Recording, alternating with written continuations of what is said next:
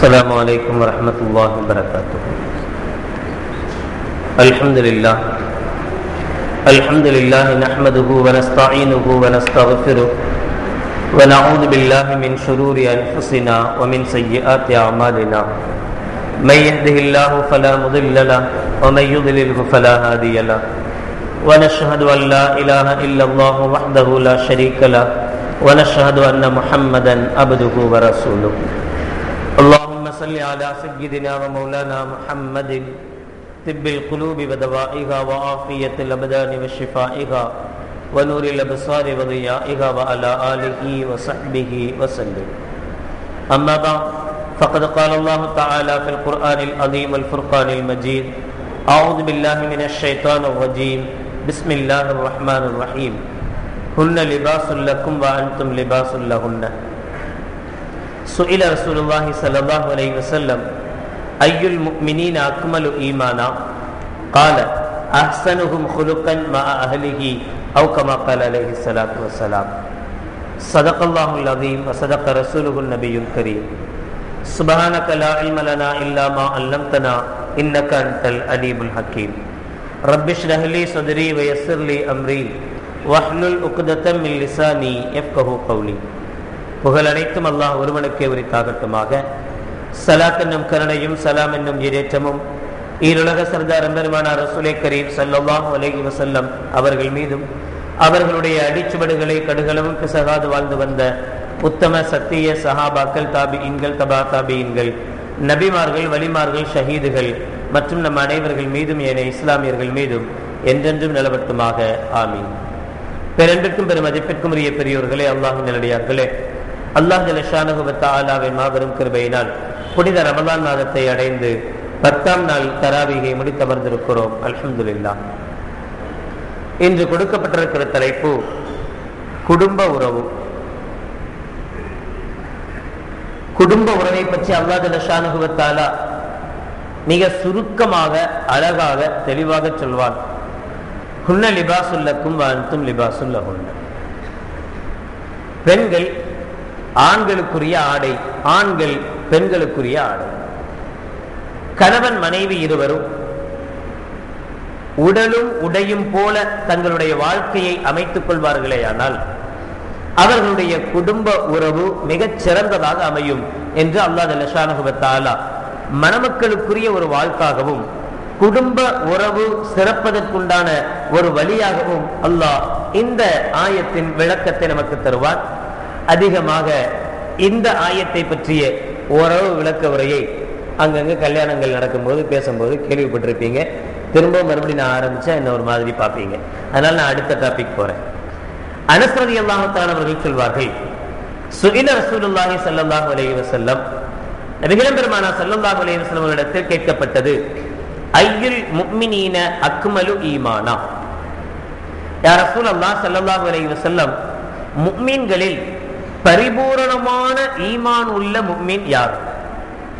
முஃமின்களில் பரிபூரணமான முஃமின் உள்ள ஈமான் உள்ள முஃமின் யார் என்று நபிகள் நாயகம் ஸல்லல்லாஹு அலைஹி வஸல்லம் கேட்கப்பட்ட போது قال நபிகள் நாயகம் ஸல்லல்லாஹு அலைஹி வஸல்லம் அவர்கள் சொன்னார்கள்: அஹ்ஸனுஹும் குலுகன் மஅ அஹ்லிஹி. யார் தன்னுடைய மனைவியோடு நல்ல குணத்தோடு நல்ல முறையில் நடந்து கொள்கிறாரோ அவர்தான் உண்மையான முஃமின், பரிபூரணமான முஃமின் என்று நபிகள் நாயகம் ஸல்லல்லாஹு அலைஹி வஸல்லம் அவர்கள் சொல்லி காட்டுவார். உண்மையான முஃமின் என்பவர் தன்னுடைய மனைவியிடத்தில் யார் நல்ல பேர் வாங்குகிறாரோ, யார் நல்ல குணங்களோடு நடந்து கொள்கிறாரோ அவர்தான் பரிபூர்ணமான முஃமின், அவருடைய ஈமானை அவர் பரிபூர்ணப்படுத்தியிருக்கிறார் என்பதன் பொருள் என்று கண்மணி நாயகம் ஸல்லல்லாஹு அலைஹி வஸல்லம் அவர்கள் சொல்லி காட்டுவார்கள். நீங்கள் அடிக்கடி கேள்விப்பட்டிருக்கிற ஒரு ஹதீஸ்: குல்லுக்கும் ராயின் வ குல்லுக்கும் மஸ்ஊலுன் அன் ரஇய்யத்திஹி. நீங்கள் ஒவ்வொருவரும் பொறுப்பாளிகள், உங்கள் பொறுப்பை பற்றி நீங்கள் விசாரிக்கப்படுவீர்கள். ஒரு கணவன் மனைவிக்குண்டான பொறுப்புதாரி. எனவே அந்த மனைவியினுடைய செய்கைகள் குறித்து கணவனிடத்தில் விசாரிக்கப்படும். அவளை திருத்துவது, அவளை வழிக்கு கொண்டு வருவது இவனுடைய கடமை. இன்னொன்று, நாம் பொதுவாக செய்யப்படுகிற ஒரு தவறு, அதை நபிகள் நாயகம் ஸல்லல்லாஹு அலைஹி வஸல்லம் அவர்கள் கண்டிக்கிறார்கள். ஒருவர் இறந்த பிறகு நீங்கள் பார்த்திருப்பீர்கள், அவர் வஃபாத்தான பிறகு அவருடைய மனைவியை அந்த மையத்துக்கு முன்னாடி கொண்டு வந்து நான் உங்களுடைய மகரை மன்னிச்சுட்டேன்னு சொல்லுங்க அப்படின்னு சொல்ல வைக்கிறது. இறந்து போன பின்னாடி மன்னிக்க மாட்டேன்னு சொல்ல முடியும்? சொன்னா தான் ஊர்ல இருக்கிறவங்களாம் என்ன நினைப்பாங்க?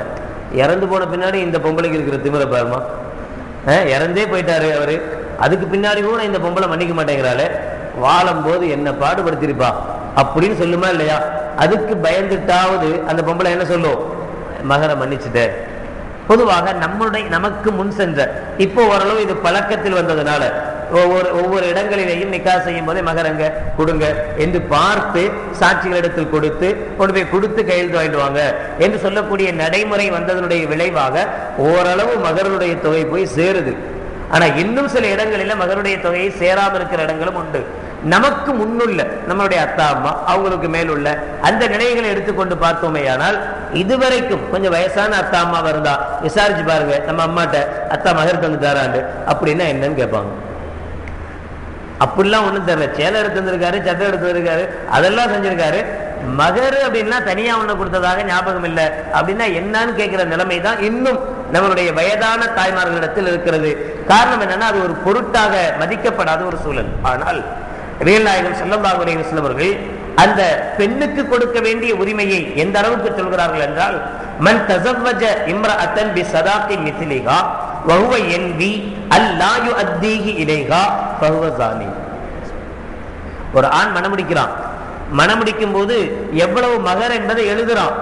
ஆனா எழுதும் போதே அவன் மனசுல என்ன நினைக்கிறான்னா, இதெல்லாம் கொடுக்கிற காரியமா, எவ்வளவு நாள் எழுதுவோம், இதெல்லாம் கொடுக்க போறது இல்லை, சும்மா ஏற்றளவுக்கு தான், ஏட்டு கறி என்னது ஏட்டு சிறக்கா கறிக்கு உதவாதுன்னு, அது மாதிரி சும்மா எழுதுற கதை தான் இது, இதென்ன கொடுக்கவா போறோம் என்கிற எண்ணத்தில் என்கிற நிய்யத்தில் அவன் அந்த மகரை எழுதுவானேயானால் அவன் அந்த மனைவியோடு வாழுகிற வாழ்க்கை முழுவதும் விபச்சாரம் என்று ஸல்லல்லாஹு அலைஹி வஸல்லம் சொல்றான்.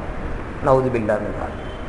இப்படி ஒரு எண்ணத்தோடு ஒருவன் மகரை எழுதுகிற போது, நான் கொடுக்க போறதில்லை, சும்மா பேருக்கு தான் இந்த மகரை எழுதுறேன் என்கிற நிய்யத்தோடு என்கிற எண்ணத்தோடு எழுதுவானேயானால், ஒருத்தர் நினைச்சார் நான் கொடுக்கணும்ன்ற எண்ணத்தோடு தான் எழுதினார், பின்னால் அவர் கொடுக்க முடியாத சூழ்நிலைகள் ஏற்பட்டுச்சு, முடியாம போய், அதெல்லாம் வேற விஷயம்.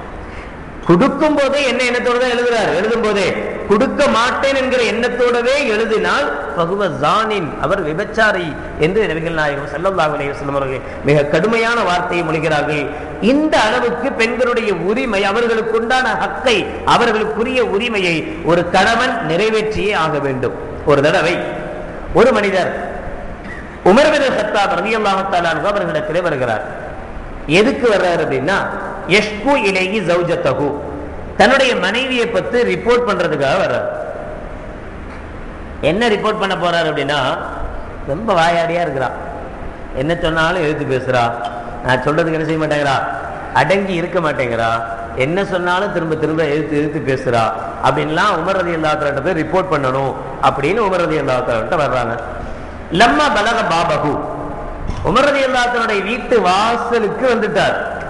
சமிஅ இம்ரதஹு உம்மு குல்தும் ததாவலத் அலைஹி, வீட்டு வாசலுக்கு வந்த உடனே வெளியில சவுண்ட் கேட்குது, உள்ள இருந்து உமர் ரலியல்லாஹு தஆலா அவர்களை அவர்களுடைய மனைவி உம்மு குல்தும் ரலியல்லாஹு தஆலா அன்ஹா அவர்கள் சரமாக விட்டு விளாசிக்கிட்டு இருக்கிறாங்க. தத்தாவலத் அலைஹினா ரொம்ப ஜாஸ்தியா பேசுறாங்கன்னு அர்த்தம், சும்மா சர்வ லேஸ் மாசாலாம் பேசல, எப்படி பேசுறாங்க, தத்தாவலத் அலைஹி ரொம்ப ஓவராகவே பேசுறாங்க. யார? உமர் ரலியல்லாஹு தஆலா அவர்களை. அந்த அம்மா அவ்வளவு பேச்சு பேச, அவ்வளவு வீரமிக்க உமர் ரலியல்லாஹு தஆலா அவர்கள் அப்படியே பொட்டிப்பாம்பு மாதிரி உட்கார்ந்து கேட்டுக்கிட்டு இருக்கிறார். இவர் வெளியில வந்து நின்றவர் இவ்வளத்தையும் கேட்டுட்டு ஃபகால ரஜுலு, தான் மனசுக்குள்ள இவர் சொல்லிக் கொள்கிறார், இன்னி அரத்து அன்ஷ்கு இலைஹி ஜௌஜத்தி, நான் ஏன் பொண்டாட்டியை பத்தி ரிப்போர்ட் பண்ணலான்னு வந்தேன், வபிஹி மினல் பல்வா மிஸ்ல மாபி, பாவம் ஏன் நிலைமை தான் அவருக்கும் இருக்குது, உமருக்கும் உமர் ரலியல்லாஹு தஆலா அவர்களுக்கும் பாவம் ஏன் நிலைமை தான் இருக்குது, வீட்டுக்கு வீடு வாசப்படி, என் வீட்டுல நடக்கிறது தான் எல்லா வீட்லயும் நடக்குது போல என்று நினைச்சுக்கிட்டு அவர் திரும்ப ஆரம்பிச்சார். ஆனா இவர் வந்ததை உமர் ரலியல்லாஹு தஆலா பார்த்துட்டாங்க. எனவே உமர் ரலியல்லாஹு தஆலா உமர் ரலியல்லாஹு தஆலா அவர் கூப்பிட்டு, என்னப்பா யாரோ வீட்டுக்கு வந்துட்டு போற மாதிரி, என்ன விஷயம் வாங்க அப்படின்னு திரும்ப கூப்பிட்டாங்க. வந்தார் அவர். ஃபஸாலஹு, உமர் ரலியல்லாஹு தஆலா என்ன விஷயம், வீடு வரை வந்துட்டு திரும்பி போற மாதிரி இருக்கார். அப்ப அவர் நடந்ததை சொன்னார். ஃபகால இன்னி அரத்து அன் அஷ்கு இலைக்க ஜௌஜத்தி, நான் என்னுடைய மனைவியை பத்தி உங்கள்கிட்ட ரிப்போர்ட் பண்ணலாம் அப்படின்னு வந்தேன். ஃபலம்மா சமிஅத்து மின் ஜௌஜத்திக்க மா சமிஅத்து ரஜஅத்து. உங்க மனைவி உங்களை பேசுற பேச்செல்லாம் நான் கேட்ட பிறகு அதை சொல்ல மனசு இல்லாம திரும்பிக்கிட்டு இருக்கிறேன் அப்படின்னு நடந்ததை சொன்னார். அப்போ உமர் ரலியல்லாஹு தஆலா சொன்னாங்க, இன்னி அத்தஜாவஸு அன்ஹா அல் ஹுகூக பிஹா அலைய. நியாயம்தான், உண்மைதான். என்னுடைய மனைவி என்ன இப்படி எல்லாம் பேசத்தான் செய்யறா, நான் அதை தலதாழ்த்தி கேட்டுக்கிட்டு தான் இருக்கிறேன். அதுக்கு என்ன காரணம் அப்படின்னு சொன்னா, நான் அவளுக்கு செய்ய வேண்டிய உரிமைகள் ரொம்ப இருக்கு. நான் அவளுக்கு இன்னும் இதல்ல இதுக்கு மேல அவ திட்டினா கூட நான் கேட்டுக்கிட்டு இருக்கலாம், தப்பில்லை. அவ்வளவு எனக்கு அவ வேலை செய்யறா, எனக்கு அவ உடன்பட்டு இருக்கிறாள். எந்த அளவுக்கு? அவ்வளவா ஹிய சித்ரும் பைனி வ பைனன் நார். எனக்கும் நரகத்துக்கும் மத்தியில திரையாக இருக்கக்கூடியவள் என்னுடைய மனைவிதான். எனக்கும் நரகத்துக்கும் மத்தியில திரையாக இருக்கக்கூடியவள் என்னுடைய மனைவிதான். அவள் இல்லை என்றால் ஃபயஸ்குன் பிஹா கல்வி அனில் ஹராம், என்னுடைய உள்ளம் ஹராமை தேடி இருக்கும். என்னுடைய மனைவியினால் தான் நான் அந்த ஹராமில் இருந்து விலகி இருக்கிறேன். அப்படி ஹராமுக்கு போனா எங்க போகணும்? நரகத்துக்கு போக வேண்டியது வந்துடும். அப்ப என்ன, நரகத்திலிருந்து பாதுகாக்கிற மிகப்பெரிய கருவி என்னுடைய மனைவி. இதுக்கே நான் அவளுக்கு எவ்வளவு செய்ய வேண்டியது இருக்கு. நரகத்திலிருந்து என்ன பாதுகாக்கிறாவ? சும்மா சாதாரணமான ஒரு இதா? இது சாதாரணமான ஹிதுமத்தா, பணிவிடையா? கையம்த்தி விடுற மாதிரி காலம்த்தி விடுற மாதிரி உள்ள விஷயமா? அது பண்ணல பரவாயில்லையே. இது எப்படிப்பட்ட பணிவிட? நரகத்திலிருந்தே நம்மளை பாதுகாக்கக்கூடிய மிகப்பெரிய பொறுப்புதாரியாக அந்த என்னுடைய மனைவி இருக்கிறாள். அது மட்டுமா, அன்னஹா ஹாஸினத்துன் லீ இதா ஹரஜ்து மின் மன்சிலி வ தகூனு ஹாஃபிலத்தன் லிமாலி வ வலதி. அவள் என்னுடைய வீட்டினுடைய பாதுகாவலையாகவும் இருக்கிறாள். நான் எங்கேயாவது வெளியே போயிட்டா என்னுடைய சொத்துக்களை, என்னுடைய பொருட்களை, என்னுடைய குழந்தைகளை பாதுகாப்பவளும் அவள்தான். என்னை நரகத்திலிருந்து பாதுகாக்கக்கூடியவளும் அவள்தான். என்னுடைய பொருட்களையும் எங்களுடைய குழந்தைகளையும் பாதுகாக்கக்கூடியவள், பொறுப்பாக இருந்து கவனித்துக் கொள்ளக்கூடியவளும் அவள்தான். இன்னஹா கஸாரத்துன் லீ தக்ஸிலு தியாபி. அவள் எனக்கு துணிகளை துவைத்து போடும் வேலைக்காரியாகவும் இருக்கிறாள். என்னுடைய துணியெல்லாம் என்ன செய்யறா? நான் துவைக்கிறது இல்ல, அந்த பெண் தான் என்னுடைய மனைவி தான் துவைச்சு போடுறா. இன்னஹா லிஸ்ஸுல் லிவலதி. என்னுடைய குழந்தைக்கு பாலூட்டக்கூடிய தாயாகவும் இருக்கிறாள். அவருடைய தேவைகளை பரிபூர்ணப்படுத்தக்கூடியவள். அன்னஹா ஹுபாஸத்துன் வ தப்பாஹத்துன் லீ. இதுக்கெல்லாம் மேல எனக்கு ஒரு சமையல்காரியாகவும் இருக்கிறாள். இப்படி உமர் ரலியல்லாஹு தஆலா அவர்கள் நீண்ட பட்டியலை வாசிக்கிறாங்க. நான் எவ்வளவு அவ எனக்கு செஞ்சிட்டு இருக்கிறா, என்னுடைய மனைவி எனக்கு எவ்வளவு பணிவிடைகள் செய்கிறாள் என்பதை பத்தி உண்டான பெரிய லிஸ்டையே யார் வாசிக்கிறார்? உமர் ரலியல்லாஹு தஆலா அவர்கள் வாசிக்கிறார். பொதுவாக யாராவது நம்மளை திட்டினாங்கன்னா நமக்கு பயங்கரமா கோபம் வரும். அதே சமயம் நமக்கு உதவி செய்யக்கூடிய ஒருத்தர் நம்ம முதலாளின்னு வச்சுக்கோங்க. எல்லா முதலாளி மாதிரி நம்ம முதலாளி கிடையாது. நம்ம முதலாளி எப்படிப்பட்டவர்னா, மாச சம்பளமும் தருவார். நம்ம வீட்டில் ஏதாவது ஒரு பிரச்சனைகள், திடீர்னு யாராவது உடம்பு சரியில்லை ஆஸ்பத்திரியில் அட்மிட் பண்ணியிருக்கோம் அப்படின்னா சம்பளத்தை பற்றிலாம் யோசிக்க மாட்டாரு, அதுக்குண்டான செலவுக்கும் தருவார். நம்ம வீட்டில் நம்முடைய தங்கச்சிக்கு யாருக்காவது கல்யாணம் வச்சிருக்கோம் அப்படின்னு சொன்னா சம்பளத்துலலாம் கழிக்க மாட்டாரு, கடனாலாம் கொடுக்க மாட்டாரு. அந்த தங்கச்சிக்கு உண்டான காசு என்ன செய்வாரு? ஏதோ அவரால் முடிஞ்சது என்ன செய்வார்? அவர் நமக்காக தருவார். வீட்டுல என்ன பிரச்சனை அப்படின்னாலும் வீட்டுல ஒரு ஆள் மாதிரி, ஒரு அண்ணன் மாதிரி இருந்து அவர் நமக்கு எல்லா விதமான உதவியும் செய்யறார் அப்படின்னா அவர் என்ன திட்டினாலும் வாங்கிக்குவோம். எது பேசுவோமா? அவர் திட்டுறாரு, நம்முடைய மனசு கவலைப்படுமா, காயப்படுமா? ஒரு முதலாளி இருக்கிறார், எப்படின்னா கணக்குல கரெக்டா இருப்பார். நீ எங்க உனக்கு உடம்பு சரியில்லாம போட்டும், உனக்கு ஆப்ரேஷன் பண்ணட்டும், அல்ல உங்க அம்மாவுக்கு உடம்பு சரியில்லாம போட்டும், அவங்க பொண்டாட்டிக்கு உடம்பு சரியில்லை, எதை பத்தி எனக்கு தேவையில்லை. நீ வேலை செஞ்சா இவ்வளவு சம்பளம் உனக்கு, இப்ப நீ உனக்கு எக்ஸ்ட்ரா பணம் தேவைப்படுற தர்ற, மாசம் மாசம் சம்பளத்துல கழிச்சுக்கிறேன், இல்ல மொத்தமா என்ன செய்யற சம்பளத்துல கழிச்சு. இப்படிப்பட்ட முதலாளியா இருந்தா அவர் திட்டினார்னா நமக்கு கோவம் வரும். ஏன்? வேலை செய்யறேன், எனக்கு காசு கொடுக்குறாரு, அதனால எனக்கு வேற எக்ஸ்ட்ரா செய்யறாரு அப்படின்ற ஒரு தைரியத்துல நமக்கு கோவம் வரும். ஆனா இப்படிப்பட்ட முதலாளி, எல்லாமே அவராக நமக்கு செய்யக்கூடிய ஒரு முதலாளி மேல நமக்கு என்ன வர்றதில்லை, என்னதான் செஞ்சாலும் கோபமே வர்றதில்லை. அதை விட அதிகமாக நமக்காக உழைக்கக்கூடியவள் தான் ஒரு மனைவி. எந்த எதிர்பார்ப்பும் இல்லாமல் நமக்காக உழைக்கக்கூடியவர், எந்த எதிர்பார்ப்பும் கிடையாது அவள். உடைய மனைவிட்ட நம்மிடத்தில் ஏன் எதிர்பார்ப்பு கிடையாதுன்னு சொல்றேன்? நீங்க நினைக்கலாம், 10 பவுன் நம்ம வாங்கி கொடுக்கணும், ஒரு 5 பவுன் வாங்கிடணும் அப்படின்னு நினைக்கிறாளே. பெருநாள் வருது, நல்ல உயர்தரமான சேலை என்ன செஞ்சணும், 10,000 15,000 பெரிய பட்ஜெட்டா போடணும் அப்படின்னு நினைக்கிறாளே. இதெல்லாம் எதிர்பார்ப்பு தானே. இந்த எதிர்பார்ப்போட தானே அவன் வேலை செய்யறா அப்படின்னு கேட்கலாம். இது எதிர்பார்ப்பு அல்ல, நம்ம செய்ய வேண்டிய கடமை. ஒரு பெண்ணை மனமுடித்து எடுத்து வந்தால் நம்ம செய்ய வேண்டிய கடமை, அவளுக்கு உண்டான இடம் கொடுக்கணும், அவளுக்கு உண்டான சாப்பாடு கொடுக்கணும், அவளுக்கு உண்டான உடைகள் கொடுக்கணும். இது நம்முடைய கடமை. இதை எதிர்பார்த்து அவளுடைய வேலைகள் இல்லை. அவளுடைய வேலைகள் எந்த எதிர்பார்ப்பும் இல்லாதது. எனவே உமர் ரலியல்லாஹு அன்ஹு சொன்னார்கள், இப்ப சொல்லுங்க, இவ்வளோ எனக்கு செஞ்சு தர அந்த பொண்டாட்டி என்ன ஒரு 4 வார்த்தை திட்டின நான் என்ன குறைஞ்சு போயிட போறேன்? ஒரு சிலர் நினைக்கிறாங்க, இதை கொண்டு போய் வீட்டில் போட்டு காட்டக்கூடாது, இங்கேயே ரெக்கார்ட் பண்ணி இங்கேயே அழிச்சிட்டு போயிடணும். ஏற்கனவே தாங்க முடியல, இதுல வேற இவர் இப்படி வேற சொல்லி கொடுக்குறாரு, இன்னும் திட்டினா கேட்டுக்கிட்டே இருக்கணுமா அப்படின்லாம் நினைக்காதீங்க. உண்மையிலே கேளுங்க. உங்களுக்கு 10 தடவை திட்டும் போது கோபம் வந்துச்சுன்னு சொன்னா, இனி மனைவி திட்டும் போது கோபத்தை அடக்க பழகுங்க. வேற யாரோ நம்மளை திட்டல, நம் மீது முழு உரிமையும் உள்ள ஒரு பெண் தான் திட்டுகிறார். நீங்க இவ்வளவு நாள் கோவப்பட்டீங்க, இப்ப திட்டும் போது சிரிக்கிறீங்க அப்படின்னா நாளைக்கு அவ திட்ட மாட்டா, விட்டுருவா. இது வேஸ்ட், என்னதான் திட்டினாலும் சிரிச்சுக்கிட்டே போயிடும் அப்படிங்கிற முடிவுக்கு யார் வந்துருவா? மனைவி ஆட்டோமேட்டிக்கா வந்துருவா. ஏன்னா நம்ம இவ்வளவு நாள் கோவப்பட அவளுடைய கோபம் அதிகமாகுது. நம்ம திரும்ப திட்ட, அவ திரும்ப திட்ட, கடைசியில எங்கேயோ கொண்டு போய் முடியுது. அது அல்லாம யாராவது ஒருத்தர் விட்டு கொடுக்க ஆரம்பிச்சுட்டா, அவ திட்டும் போது நம்ம சிரிக்க ஆரம்பிச்சிட்டோம், நம்ம திட்டும் போது அவ சிரிக்க ஆரம்பிச்சுட்டானா குடும்பத்துல பிரச்சனையே இல்லாம போயிடுது. குடும்ப உறவு மேம்படுவதற்குண்டான மிகப்பெரிய ஒரு விஷயத்தை ஹஜ்ரத் உமர் ரலியல்லாஹு அன்ஹு சொல்லிக் கொடுக்கிறார்கள். இதை சொன்ன உடனே ஃபகால ரஜுலு, அந்த மனிதர் சொன்னாராம், இன்னலி மிஸ்லு மாலக ஃபமா தஜாவஸ்து அன்ஹா ஃபஅதஜாவஸு. கரெக்ட், நான் என்ன சொல்ல வந்தனோ அதை அப்படியே நீங்க சொல்லிட்டீங்க. என் மனைவியும் என் வீட்டுல இப்படித்தான் இருக்கிறா, எனக்கு இது மாதிரி எல்லா வேலைகளும் என் மனைவியும் செஞ்சு தர்றா, நீங்களே அதெல்லாம் பொறுத்துக்கிட்டு இருக்கும் போது நானும் கண்டிப்பா பொறுத்துக்கிட்டு இருக்கிறேன் அப்படின்னு சொல்லிட்டு என்ன செஞ்சாராம், இடத்தை காலி செய்தார். அப்போ ஒரு பெண்ணுக்கு நாம் கொடுக்கக்கூடிய மரியாதை இந்த அளவுக்கு இருக்கிறது. நபிகள் நாயகம் ஸல்லல்லாஹு அலைஹி வஸல்லம் அவர்கள் சொல்வார்கள், 4 நஃபகாத்துகள் இருக்கு நீங்க செலவு செய்யக்கூடிய விஷயம்.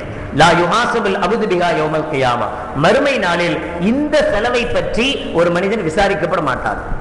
நம்ம செய்யக்கூடிய எல்லா செலவுக்கும் விசாரணை இருக்குல்ல, கேள்வி கணக்கு கேட்பான்ல அல்லாஹ். ஆனா இந்த 4 செலவுகளுக்கு அல்லாஹ் கேள்வி கணக்கே கேட்க மாட்டான், தைரியமா செலவு பண்ணலாம், எவ்வளவு நாள் செலவு பண்ணலாம். என்ன அந்த 4? நஃபகத்துஹு அலா அபவைஹி, உங்களுடைய பெற்றோருக்கு நீங்கள் செய்யக்கூடிய செலவு. அத்தாவுக்கு அம்மாவுக்கு செய்யக்கூடிய செலவுல அல்லாஹ் என்ன செய்ய மாட்டான், கேள்வி கணக்கே கேட்க மாட்டான். அந்த காசுல நீங்க எவ்வளவு முடியுமோ என்ன செய்யணும், அந்த அளவுக்கு பெற்றோர்களுக்கு நீங்க நஃபகா செய்யணும், உதவணும். வநஃபகத்துஹு அலா இஃப்தாரிஹி, நோன்பு திறப்பதற்காக நீங்க செய்யக்கூடிய செலவு. இதுலயும் அல்லாஹ் ஜல்லஷானஹு வ தஆலா என்ன செய்ய மாட்டான், உங்களை கேள்வி கணக்கு கேட்க மாட்டான், அடுத்தவங்களை நோன்பு திறப்பதற்காக நீங்க செய்யக்கூடிய செலவு. வநஃபகத்துஹு அலா சுஹூரிஹி, சஹர் செய்வதற்காக நீங்கள் செய்யக்கூடிய செலவு. வநஃபகத்துஹு அலா இயாலிஹி, உங்களுடைய குடும்பத்துக்காக நீங்கள் செய்யக்கூடிய செலவு. இப்படி சொல்லி நபிகள் நாயகம் ஸல்லல்லாஹு அலைஹி வஸல்லம் மற்றொரு ரிவாயத்தில் இதையும் சொல்வார்கள், வஅஅமுஹா அஜ்ரத் துன்யா அல்லதி துன்ஃபிகுஹு அலா அஹ்லிக, உங்களுக்கு நீங்கள் செய்யக்கூடிய சதக்காக்கள், நீங்கள் செய்யக்கூடிய உதவிகள், இவைகளிலே அதிகமாக நன்மைகளை பெற்றுத்தரக்கூடியது நீங்கள் உங்களுடைய குடும்பத்துக்கு, குறிப்பாக மனைவிக்கு செய்யக்கூடிய செலவுதான். மனைவிக்கு செய்யக்கூடிய செலவு அதிகமான கூலிகளை உங்களுக்கு பெற்றுத்தரும் என்று ஸல்லல்லாஹு அலைஹி வஸல்லம் சொல்றார். அதனால எப்போதும் 5000 ரூபாய்க்கு படம் எடுத்து கொடுத்தவங்க இந்த வருஷம் நோம்புக்கு எங்க ஒரு 6000 ரூபாய்க்கு எடுத்தாங்க அப்படின்னு கேட்டா என்ன செய்யுங்க, மனசு கோணாம என்ன செய்யுங்க, எடுத்து கொடுங்க. உள்ளுக்குள்ள எரிஞ்சுக்கிட்டே எடுத்து கொடுக்காதீங்க. நடா ஏற்கனவே 5000 ரூபாய் இப்ப 6000 ரூபாய் ஏற்றி விட்டா இன்னும் போக எங்க போய் நிக்க போதோ தெரியலையே அப்படி நினைக்காதீங்க. நாம தானே செய்யறோம், நம்மளுடைய மனைவி, ஐயோ அது வேற ரொம்ப பிடிக்கும், நீங்க தானே செய்றீங்க, உங்களுடைய மனைவிக்கு தானே செய்றீங்க அப்படின்னு நினைச்சு செய்யுங்க, செய்யுங்க. எதையுமே யோசிக்க, மனைவிக்கு செய்யக்கூடிய அந்த இதுல கணக்கே பார்க்காதீங்க, தாராளமா அவளுக்கு செய்யுங்க. ஆனால் அந்த மனைவியை எப்படி நடந்துக்கணும் அப்படின்னா, நீங்க எடுத்து தர்ற புடவைய, நீங்க எடுத்து தர்ற நகைகளை, நீங்க எடுத்து தரக்கூடிய ஆபரணங்களை உங்களுக்கு மட்டுமே போட்டு காட்டக்கூடியவளாக இருக்கணும். அதுதான் இதுல முக்கியமான விஷயம். நீங்க ஏதாவது கிஃப்ட் பண்ணுவீங்க, வெட்டிங் டே வந்திருக்கும், பர்த்டே வந்திருக்கும், எத்தனையோ டேக்கள் வந்துருது. அந்த டேக்கள்ல என்ன செய்றீங்க, ஏதாவது ஒரு புடவை எடுத்து கொடுக்குறீங்க, ஏதோ ஒன்று நகை எடுத்து கொடுக்குறீங்க. அந்த மாதிரி என்ன செய்யுது, கொண்டு போய் நேரம் பீரோல கொண்டு போய் வச்சு நீங்க ஆசையோட வருவீங்க. கட்டிட்டு இருப்பா, பார்க்கலாம் எப்படி இருக்கு அப்படின்னு. அவ எப்போதும் உள்ள புடவை கட்டிட்டு இருப்பா. இப்ப நீங்க கேட்பீங்க, என்ன உடுக்கலையா? இல்லைங்க, இன்னும் ஒரு மாசத்துல என் தம்பி கல்யாணம் வருது, அப்ப உடுத்துக்கலான்னு வச்சிருக்கேன். எப்படி இருக்கு நமக்கு, உன் தம்பி கல்யாணத்துக்கு நான் வாங்கி கொடுத்தேன். அப்படி அந்த பெண்ணு செய்யக்கூடாது. தன்னுடைய கணவன் எந்த அளவுக்கு நடந்து கொள்கிறானோ அதை விட பன்மடங்கான அன்பை கணவன் மீது செலுத்தணும்னு ஒவ்வொரு மனைவியும் நினைக்கணும். தன்னுடைய மனைவி எவ்வளவு அன்பு செலுத்துகிறாளோ அதை விட பன்மடங்கான அன்பை நான் செலுத்தணும் என்று தன்னுடைய கணவன் நினைக்கணும். இப்படி ரெண்டு பேரும் மாறி மாறி அன்பு செலுத்த ஆரம்பித்தால் குடும்ப உறவில் விரிசலே இல்லை. நபிகள் நாயகம் ஸல்லல்லாஹு அலைஹி வஸல்லம் சொல்லி காட்டுறாங்க. அதே சமயத்தில் அதுக்காக ஒரேடியா எல்லாத்திலையும் விட்டு கொடுக்காம மார்க்க கல்விகள் விஷயம், கோஷா, பிறருடைய பார்வையிலிருந்து நீங்கி இருக்கக்கூடிய விஷயங்கள், இதில் எல்லாம் நமக்கு தெரியாத விஷயங்களை மனைவிக்கு சொல்லிக் கொடுப்பதும் கடமை. எப்படி அவளுக்கு செலவு செய்வது, அதிகமா செலவு செய்யணுமோ அதே மாதிரி அவளுக்கு தெரியாத விஷயங்களை சொல்லிக் கொடுப்பதும் ஒரு கணவனுக்கு கடமை. நாம் அதை தெரியணும். ஒரு மனைவி, ஒரு பெண் எப்படி இருக்கணும், ஒரு திருமணமான பெண் எப்படி இருக்கணும் என்பதை பற்றி உண்டான சட்டங்களை நாம தெரியணும். நாம தெரிஞ்சு நம்முடைய மனைவிக்கு அது என்ன செய்யணும், இப்படித்தான் இருக்கணும், அல்லாஹ் இப்படித்தான் சொல்றான், ஸல்லல்லாஹு அலைஹி இப்படித்தான் சொல்றாங்க, இப்படித்தான் நடக்கணும் என்கிற விஷயங்களை மனைவிக்கு சொல்லிக் கொடுக்கக்கூடிய கடமையும் நமக்கு இருக்கிறது. இனி அவர்கள் நமக்கு செய்ய வேண்டிய கடமைகள், பெண்கள் கணவன் மீது எந்த அளவுக்கு கடமையாக இருக்கிறார்கள் என்பதை பற்றி இப்னு உமர் ரலியல்லாஹு அன்ஹு அவர்கள் சொல்வார்கள். ஒரு பெண் நபிகள் நாயகம் ஸல்லல்லாஹு அலைஹி வஸல்லம் இடத்திலே வருகிறார். வந்து கேட்டாங்க, யா ரசூலல்லாஹ், மா ஹக்கு ஸௌஜி அலல் மர்ஆ, ஒரு கணவனுக்கு மனைவி என்னென்ன உரிமைகள் என்னென்ன கடமைகள் இருக்கு செய்யணும். கால அல்லா தம்னா நஃப்ஸஹா வலவ் கானத் அலா வஹ்ரி கதுத்தின், கணவன் அழைத்தால், கணவன் மனைவியை அழைத்தால், ஆசையோடு இச்சையோடு அழைத்தால், அவள் எந்த வேளையில் இருந்தாலும் அவனுக்கு வழிபட வேண்டும். முக்கியமான இது ஒரு விஷயம். இன்று பல விவாகரத்துகளுக்கெல்லாம் காரணமாக இருக்கக்கூடியது இதுதான். சந்தோஷமாக கணவன் சந்தோஷமாக இருக்கக்கூடிய சந்தர்ப்பத்தில் மனைவி ஒத்துழைக்காமல் இருப்பது, மனைவி சந்தோஷமாக இருக்கக்கூடிய சந்தர்ப்பத்தில் கணவன் ஒத்துழைக்காமல் இருப்பது, இதுதான் ஒரு பிரச்சனை ஏற்படுவதற்கு ஆரம்ப புள்ளியாக அமைகிறது. இங்கிருந்து ஸ்டார்ட் ஆகுது. இங்கிருந்து ஒவ்வொரு பிரச்சனைகள் உருவாக பின்னாடி அதுக்கு பின்னாடி ஏற்படுற ஒவ்வொரு சின்ன சின்ன பிரச்சனையும் பெருசு பெருசா தெரியும்.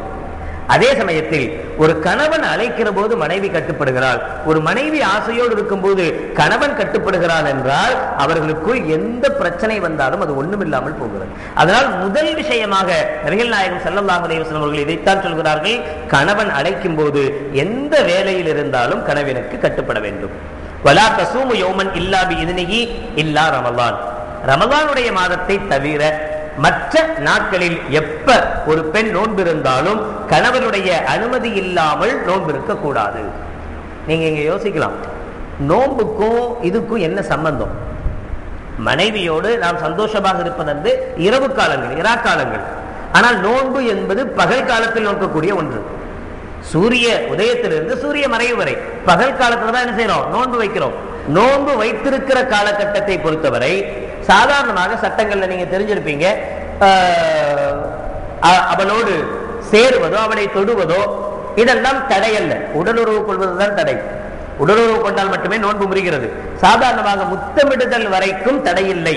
ஆனாலும் ஒரு வயோதிகனாக அல்லாமல் வயது பிள்ளையாக இருந்தால் அதையும் தவிர்த்து கொள்ள வேண்டும் என்று நபிகள் நாயகம் ஸல்லல்லாஹு அலைஹி வஸல்லம் என்ன செய்யறாங்க, தடை வைக்கிறாங்க. காரணம் என்னன்னா அது வேற விஷயத்துல கொண்டு போய் விட்டுடுங்கிறதுனால.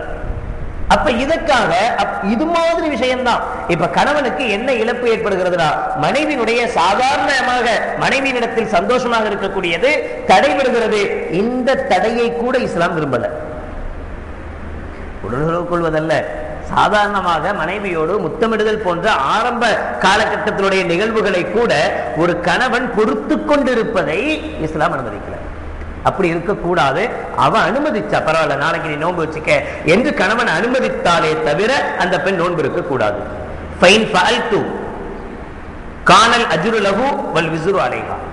ஒருவேளை அதையும் மீறி கணவன் நோன்பு வைக்க கூடாதுன்னு சொல்ல இவ அதெல்லாம் முடியாது, இது சுன்னத்தான நோன்பு, நான் வச்சுதான் ஆவேன் என்று நோன்பு வைத்தால் இந்த நோன்பினுடைய கூலி கணவனுக்கு போய் சேரும்.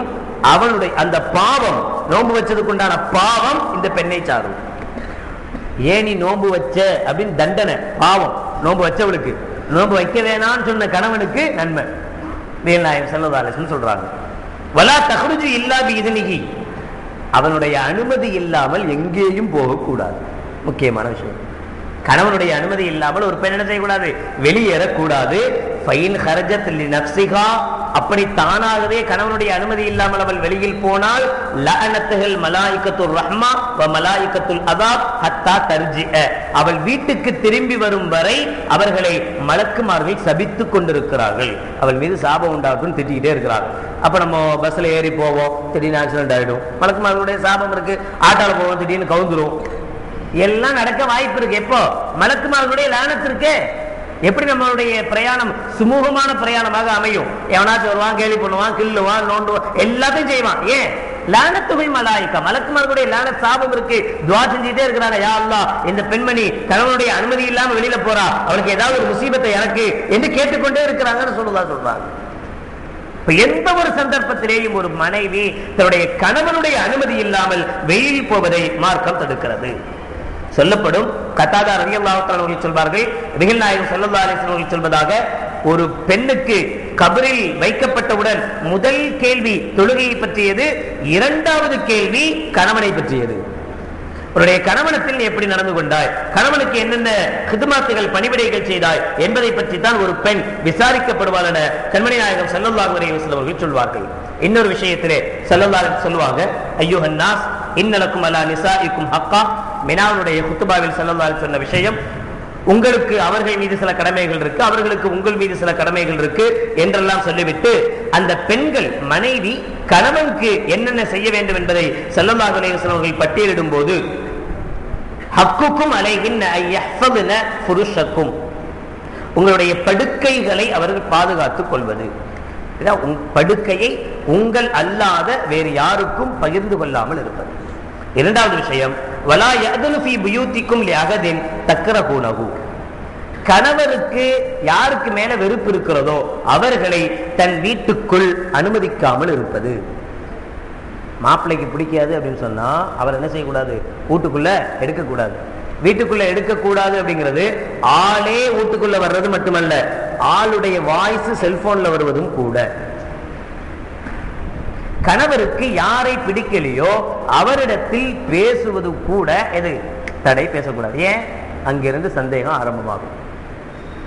நான் பேசக்கூடாதுன்னு சொல்றேன், நீ எதுக்கு பேசுற, அப்போ உனக்கு என்ன இருக்குது இதெல்லாம் என்ன செய்ய ஆரம்பிச்சிருவான் ஒரு மனிதன், சாதாரண மனிதன் யோசிக்க ஆரம்பிச்சிருவான். அதனால முக்கியமான விஷயம், ஒரு கணவனுக்கு பிடிக்காதவர்களை என்ன செய்யக்கூடாது, வீட்டுக்குள் அனுமதிக்க கூடாது. நேரடியாக வந்தாலும் சரி, செல்போன் மூலமாக வந்தாலும் சரி.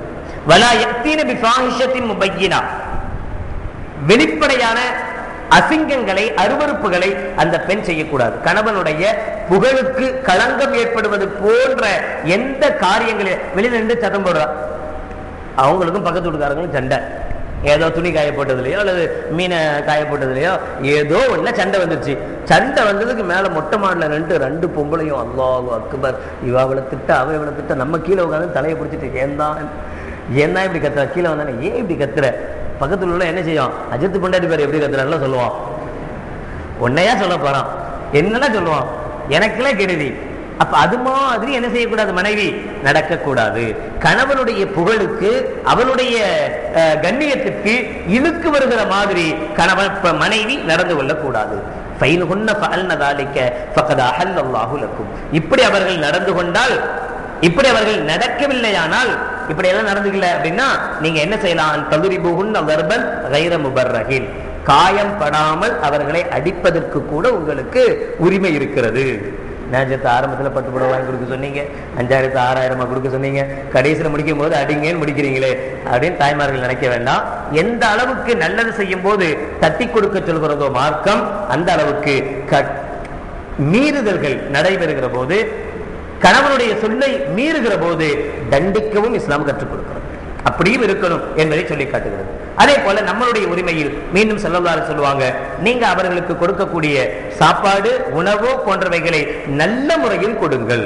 அவங்களுக்கு என்ன பிடிக்குமோ, எது விரும்புறாங்களோ அது மாதிரியான உணவு கொடுங்க.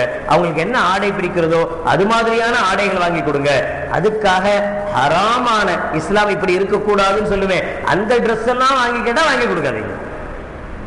வாங்கி கொடுங்க, அவங்களுக்கு பிடித்தமான ஆடைகள்லாம் வாங்கி கொடுங்கன்றதுனால ஒரு பெண் எது பிடிக்காதோ, மார்க்கத்தில் அனுமதி இல்லையோ அந்த ஒரு ஆடையை வாங்கி கேட்கிறா. எனக்கு இந்த வருஷம் கொஞ்சம் லேட்டஸ்டா இருக்கட்டும், மிடி வாங்கி கொடுங்க அப்படின்னு சொல்லி கேட்கிறா.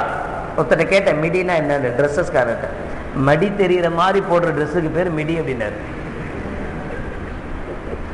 அதை வாங்கி கேட்கிறா. அதை சொல்றா, அஜர் சொன்னாரா இல்லையா, பிடிச்ச மாதிரி தான் வாங்கி கொடுக்கணும்னு.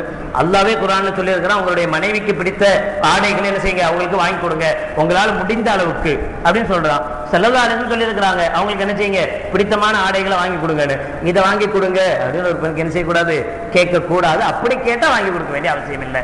ஹலாலான ஆடைகளை பொறுத்தவரை, மார்க்கம் அனுமதித்த ஆடைகளை பொறுத்தவரை, நல்ல டிசைன் போட்ட சாரியா இருக்கு, சாரி தான் ஆனாலும் கொஞ்சம் டிசைன் போட்ட சாரியா இருக்கு, வேலைப்பாடுகள் அதிகமா இருக்கு, ஒரு 1000 ரூபாய் 2000 ரூபாய் ஜாஸ்தி தான், ஆனாலும் மனைவிக்கு அதுதான் விருப்பமானதாக இருக்கிறதுனா தாராளமா என்ன செய்யலாம், வாங்கி கொடுக்கலாம். அதுல எந்த விதமான தவறும் இல்லை. இன்னும் சொல்வதானால் அது வாங்கி கொடுப்பது சிறப்பு என்று நபிகள் நாயகம் ஸல்லல்லாஹு அலைஹி வஸல்லம் அவர்கள் சொல்கிறார்கள்.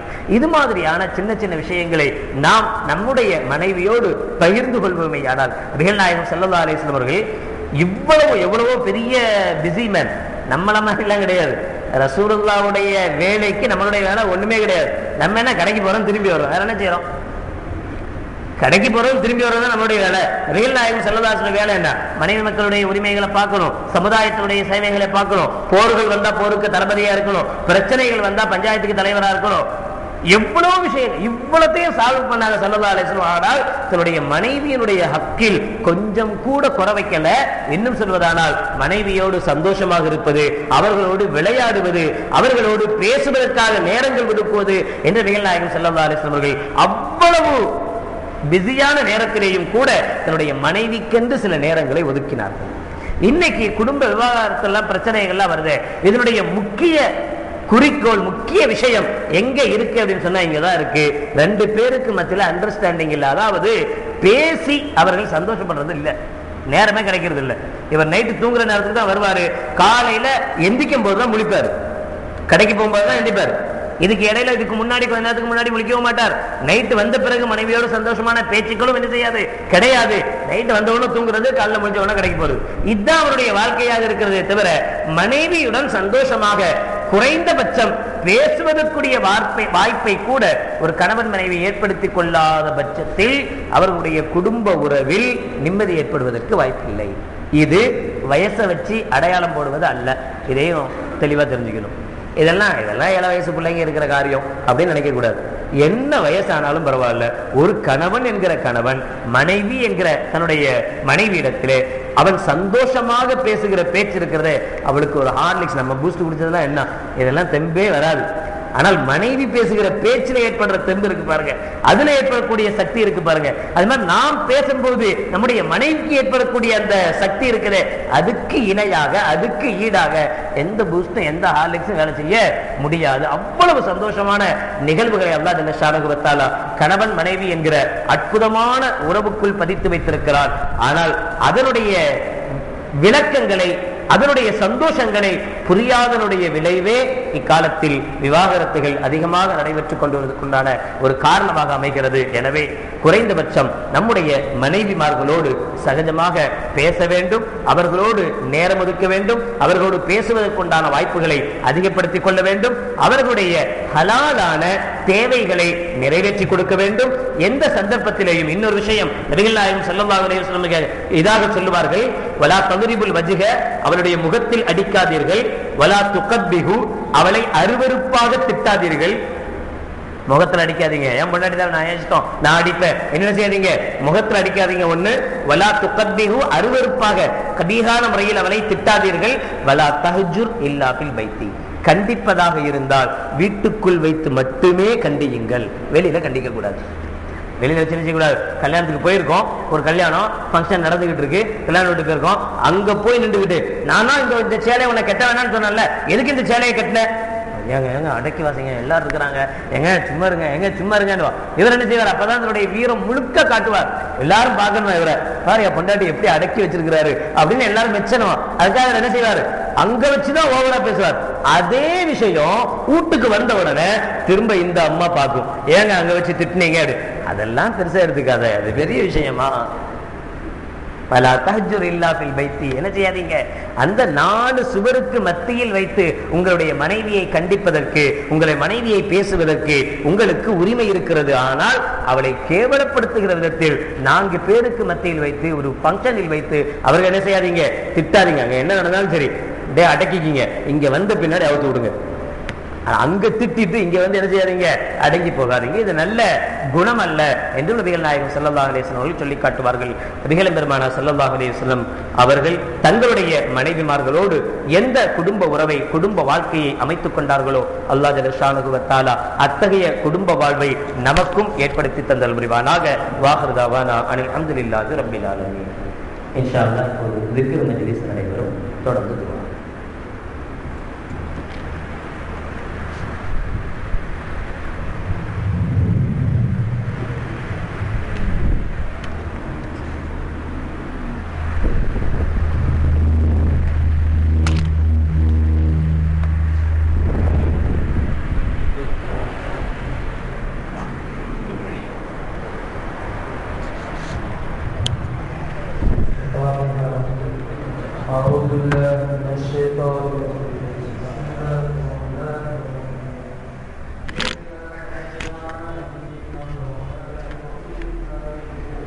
Bishop.